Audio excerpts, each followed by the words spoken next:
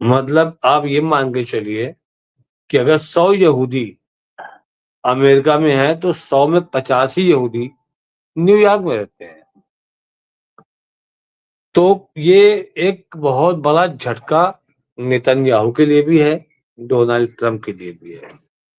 Zoran ने अपने campaigning में एक बात कही थी कि अगर मैं मेयर बनूंगा तो मैं उसको अरेस्ट कर लूंगा।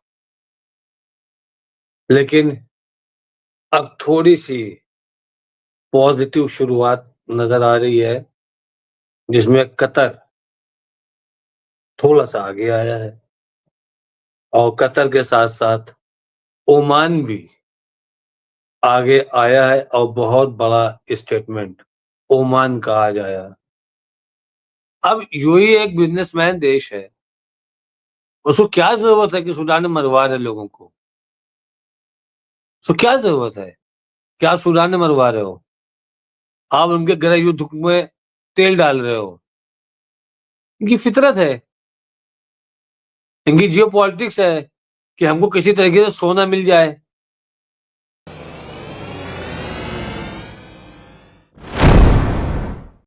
राशिद रिजवी साहब जो सीनियर पॉलिटिकल एनालिस्ट हैं, एडवोकेट राशिद रिजवी, माहिर तालीम, माहिर कानून, और इसके अलावा मिडिल ईस्ट पे बड़ी अच्छी नजर रखते हैं, बड़ी बेबाकी से बात करते हैं। इसके साथ साथ हमारे साथ काफी लोग जुड़े हैं। सीधा गफ्फार भाई हैं, शायद वह, इसके अलावा राजा सिंह राजपूत साहब आ गए, अनीस खान साहब आ गए हैं, जयदीप सिंह मुंडेला साहब, नसीरुद्दीन साहब, तो ये साथ तबरेज आलम सिद्दीकी साहब भी आ गए हैं, मोहम्मद रईस साहब, ये सब भी आ गए हैं। नसीर साहब लिखा है, ट्रंप कह रहा है जंगबंदी कामयाब है, हमें खुशी है, इजराइल की तारीफ कर रहा है, जो लगातार बम बरसा रहा है, क्या पॉलिसी है, कैसे बाकी देश आंख में पट्टी बांधे हुए हैं।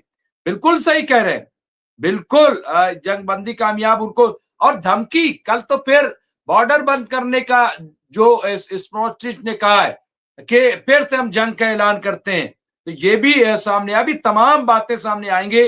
राशिद रिजवी साहब, हम सब दुआ गो हैं कि आप और जल्दी से जो थोड़ा बहुत कमी है सेहतमंद हो जाए। मेरे ख्याल से थकान की वजह से होगा, लेकिन मुझे पता है कि सेहत ठीक नहीं थी। कल भी आप हमसे जुड़े रहे, ऑफलाइन ही सही, लेकिन मैं देख रहा था एक एक मैसेज, और आज आप जुड़ गए। मुझे पता है कि आज भी थकान रही होगी, लेकिन बहरहाल मैं यही कि जो हालात जिस तरह के हैं, क्या कैसे देखते हैं इन हालात को, इन सूरत हाल को?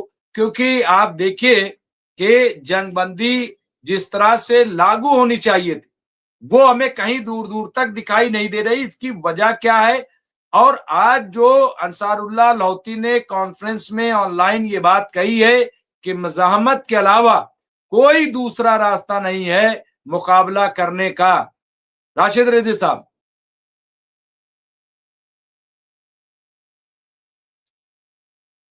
साहब ये बात तो हम बहुत दिन से कह रहे हैं आपसे कि मजम्मत निंदा, इसके अलावा अभी तक गाजा के लोगों को कुछ नहीं मिला। लेकिन अब थोड़ी सी पॉजिटिव शुरुआत नजर आ रही है, जिसमें कतर थोड़ा सा आगे आया है और कतर के साथ साथ ओमान भी आगे आया है और बहुत बड़ा स्टेटमेंट ओमान का आज आया, जो हमारी उम्मीदों से कहीं ज्यादा पॉजिटिव था। हमको उम्मीद नहीं थी कि ऐसा बयान कभी ओमान देगा। ओमान की विदेश मंत्री ने ये बात ओआईसी की बैठक में कही कि हल्के के लिए, इलाके के लिए ईरान कोई खतरा नहीं है। इलाके के लिए, इलाके की शांति के लिए सबसे बड़ा खतरा इजराइल है। ये अपने आप में बहुत बड़ा स्टेटमेंट है। तो अब अगर धीरे धीरे करके ये लोग थोड़ा सा साफ दिल से आएंगे और बयान के साथ साथ जो एक उनका फेल होना चाहिए, जो हिंदी में कहते हैं कर्म, वो ऐसे होने चाहिए कि वो खड़े हो जाए आकर के और ये कहें कि हम गाज़ा के लोगों के साथ तन, मन, धन। तन का मतलब हम अपने आर्मी भी उनको देंगे, उनकी रक्षा के लिए। धन का मतलब री-एस्टेब्लिशमेंट विदाउट एनी कंडीशन। तभी इज़राइल थोड़ा-सा पीछे हटेगा, थोड़ा-सा सहमेगा। कल आपका स्टेटमेंट आ रहा था, जो हमने देखा कि इज़राइल के रक्षा मंत्री का ये बयान था कि जो भी इज़राइल के लोग बाहर हैं, वो वापस अपनी ज़मीन पे आ जाएँ। ये बयान कोई ऐसा नहीं था, उससे पहले जो बयान आया, वो आया था डोनाल्ड ट्रम्प का। डोनाल्ड ट्रम्प ने कह दिया था कि यहूदियों के लिए अब न्यूयॉर्क सुरक्षित जगह नहीं है। यानी डोनाल्ड ट्रम्प ये जान रहा था कि ज़ोरान ममदानी आ गया है और अब इन लोगों की कुछ चलने वाली नहीं है। सारी लॉबिंग न्यूयॉर्क में खत्म हो जाएगी और पूरे अमेरिका में सबसे ज़्यादा यहूदी न्यूयॉर्क में ही रहते हैं। मतलब आप ये मान के चलिए कि अगर 100 यहूदी अमेरिका में हैं, तो 100 में 50 ही यहूदी न्यूयॉर्क में रहते हैं। तो ये एक बहुत बड़ा झटका नेतन्याहू के लिए भी है, डोनाल्ड ट्रम्प के लिए भी है। ज़ोरान ने अपने कैंपेनिंग में एक बात कही थी कि अगर मैं मेयर बनूंगा, तो मैं उसको अरेस्ट कर लूंगा, नेतन्याहू को मैं अरेस्ट कर लूंगा। जबकि वो हमारे नजरिए से सिर्फ एक बयान ही है, क्योंकि अगर देश का प्रेसिडेंट उसको सुरक्षा देगा और एक ऑर्डर पास कर देगा, तो फिर उसको पूरे अमेरिका में कोई गिरफ्तार नहीं कर सकता। तो ये स्टेटमेंट लोगों को एकजुट करने के लिए रहा हो, वोट के लिए रहा हो, पॉलिटिकल रहा हो, समझ में आता है। लेकिन इसमें हकीकत दूर-दूर तक नहीं है। ज़ोरान इतना तो कर सकते हैं, जैसे उन्होंने अमेरिका की, इज़राइल की लॉबी को धराशायी करके ये इलेक्शन को जीता है। इसमें सबसे बड़े हैरत चीज़ हमको ये दिखी, मुमताज़ साहब, कि ज़ोरान की अपनी संपत्ति 1 करोड़ 77 लाख की है। लेकिन ज़ोरान को हराने के लिए 300 करोड़ लगाए गए, खर्च किए गए, उनकी इमेज को खराब करने के लिए। यहाँ तक कि ये दिखाया कि इस दौरान जीतेंगे तो 9/11 फिर से हादसा होगा। वर्ल्ड ट्रेड सेंटर की फोटो, जहाज जा रहा है, जहाज पे ज़ोहरान की फोटो लगी हुई है। वहां भी डराया गया कि मुसलमानों को राज हो जाएगा, तो मुसलमान आतंक फैलाएंगे, सब करेंगे। उसी के ऊपर ज़ोहरान का एक स्टेटमेंट आया था, बहुत अच्छा आया था और हमको भी पढ़ के अच्छा लगा कि अपनी हम अपनी परछाइयों को नहीं ढूंढेंगे, अब हम अपनी परछाइयों को नहीं तलाशेंगे, अब हम रोशनी में नजर आएंगे। ये एक पॉजिटिव सकारात्मक बयान था, जो सुनने में भी और समझने में दोनों में एक अच्छी फीलिंग पैदा करता है। आज भी कुछ डेड बॉडीज निकाली गई हैं गाजा से, निकाल करके आईडीएफ को सौंपा गया है। डोनाल्ड ट्रंप बोल रहे हैं कि हाँ, हम फौज भेजेंगे, फौज वहां पे रहेगी, वो देखेगी। पूरी तरीके से डोनाल्ड ट्रंप ने गाज़ा का कंट्रोल अपने हाथ में लेने की कोशिश की। इसके पीछे जो सबसे बड़ा हमको नज़र आता है कि दोनों हाथों में लड्डू, मुँह में लड्डू, अगर नाक का होल बड़ा हो, छेद बड़ा हो, तो उसमें भी लड्डू फँसा लें वो। इस तरीके से वो चल रहे हैं कि नेतन्याहू को बोल रहे हैं कि पूरी कंट्रोल में मेरे गाज़ा है, मैं हमास को धीरे-धीरे खत्म कर दूँगा, मैं पूरी सुरंगें खत्म करवा दूँगा और अरब के लोगों से रीएस्टेब्लिशमेंट के नाम पर पैसा निकलवाएगा, पूरा कॉन्ट्रैक्ट अपने दामाद को देगा, उसका दामाद भी पैसा कमाएगा। इसमें इज़राइल के कई उद्योगपति भी लगेंगे, रियल एस्टेट के, वो भी कमाएँगे। जबकि हमने 2 साल पहले एक स्टेटमेंट आया था अमेरिका का कि यूक्रेन में रशिया जितना भी तबाह करेगा, जो भी तबाही फैलाएगा, वो इंफ्रास्ट्रक्चर रशिया ही तैयार करेगा। तो जब यूक्रेन में तबाह करने वाला बनाएगा, तो गाज़ा में अरब क्यों बनाएँगे? इज़राइल क्यों नहीं बनाएगा? तो इनके सोच में दोगलापन है, इनके स्टेटमेंट में दोगलापन है। डोनाल्ड ट्रंप का एक स्टेटमेंट और आया कि ईरान अमेरिका के साथ समझौता करना चाहता है।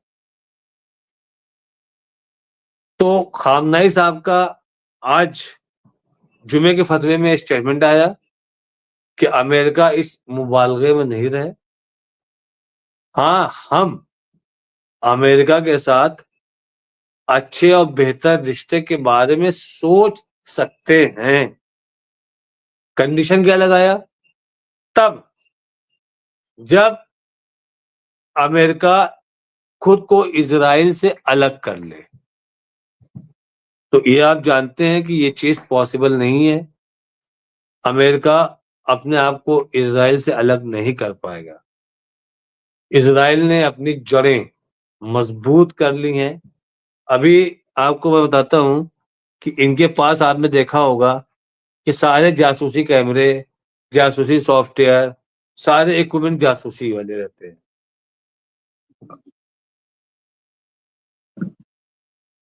तो वहाँ का क्या है, अब उनको पता है कि आने वाला प्रेसिडेंट कौन है, उसके पीछे अपने लोगों को लगा देता है वो।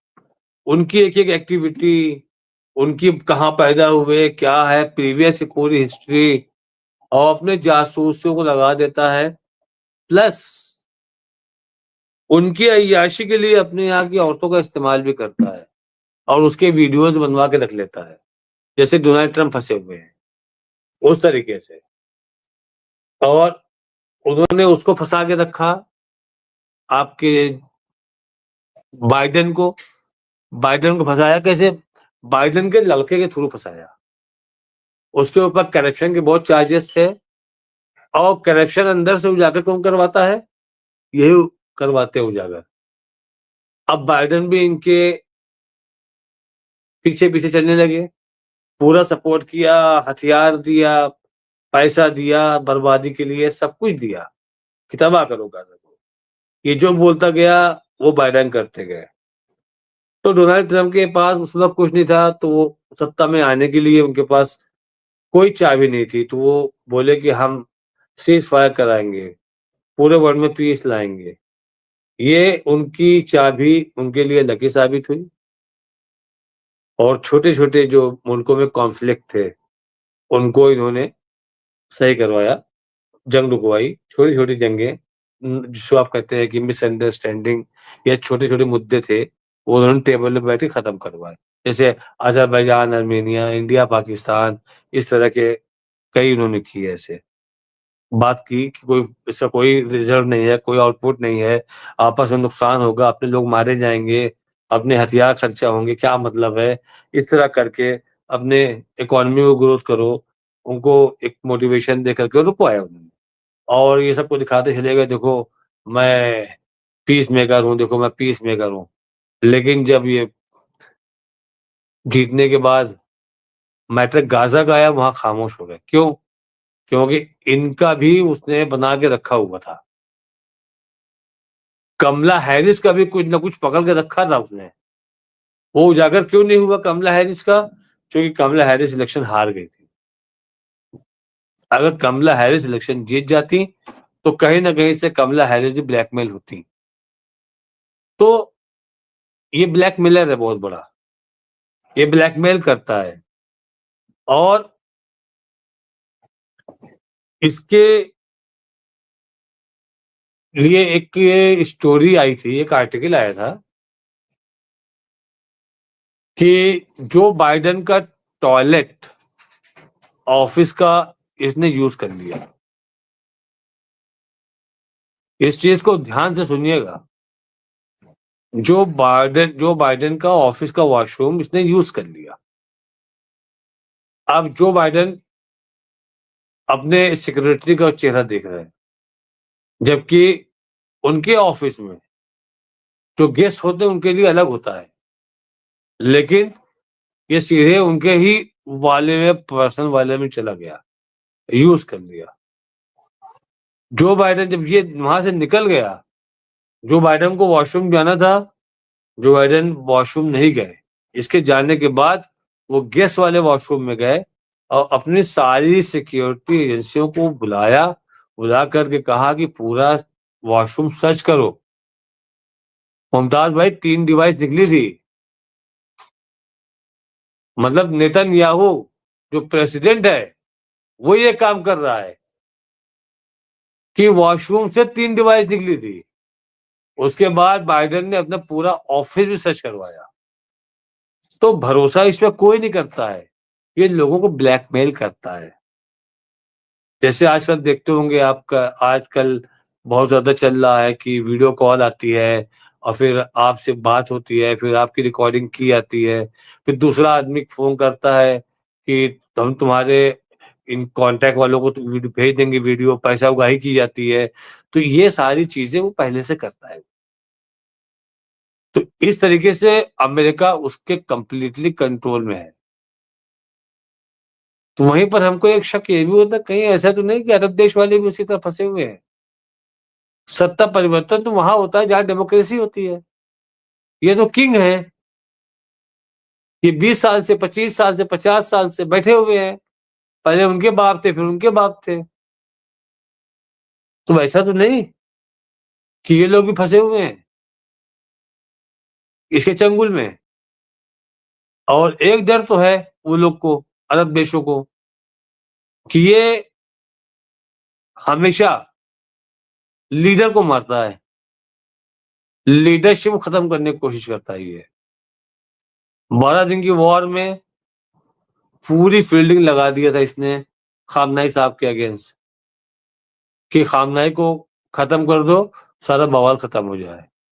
लेकिन शुक्र ऊपर वाले का, ऐसा हुआ नहीं। क्योंकि खामनाई खत्म होते तो इजराइल भी खत्म होता। फिर जिस तरीके से हमले होते, अमेरिका बचा नहीं सकता था, ये आप मान लीजिए। लेकिन ये शुक्र था कि लड़ाई बहुत आगे नहीं गई। जैसे इसने सुलेमानी को मारा, जब अजरबैजान से वहां के प्रेसिडेंट आ रहे थे, विदेश मंत्री आ रहे थे, उनका हेलीकॉप्टर क्रैश हुआ।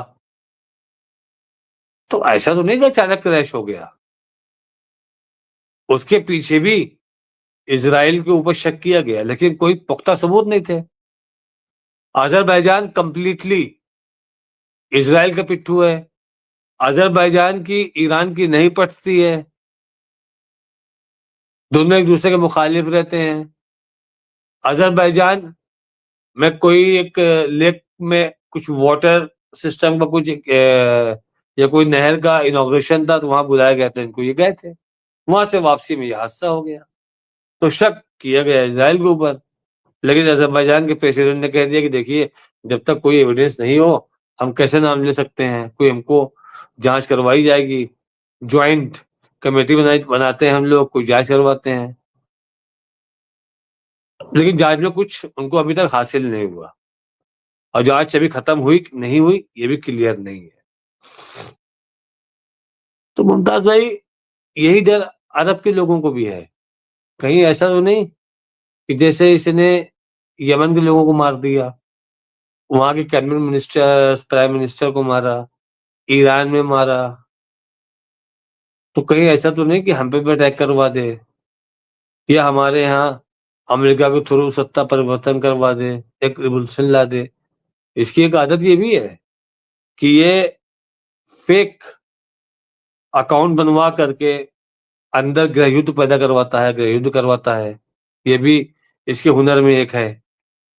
तो उसे डरते हैं, लेकिन जिस तरीके से कतर के बाद ओमान आगे आया, वो एक पॉजिटिव सिम्टम लगा कि हाँ, हो सकता है कि ये लोग बोलने के बाद एक कदम और आगे बढ़ सकते हैं।